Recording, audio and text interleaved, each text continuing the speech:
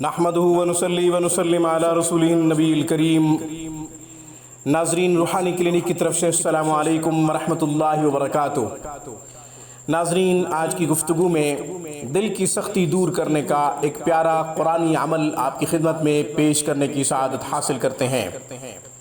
عمل بہت ہی آسان ہے۔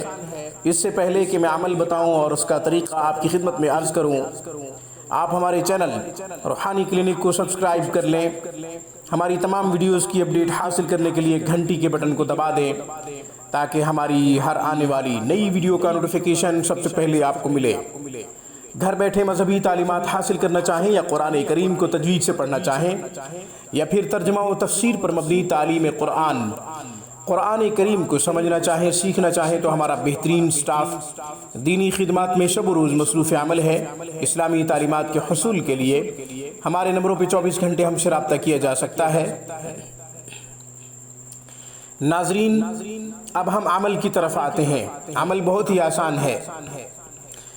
کوئی شخص سمجھتا ہے کہ میرا دل سخت ہے، میرا دل جو ہے وہ سنگ ہو گیا ہے، پتھر ہو گیا ہے، اور اگر کوئی شخص اپنے آپ کو سنگ دل سمجھتا ہے اور دل میں سختی محسوس کرتا ہے، بے حسی کا مظاہرہ کرتا ہے، احساسات اور جذبات مر چکے ہیں، تو پھر اسے چاہیے کہ سورہ یاسین شریف کو چینی کی پلیٹ پہ عرق گلاب اور زعفران سے لکھے اور وہ پلیٹ پانی سے دھو کر وہ پانی پی لے۔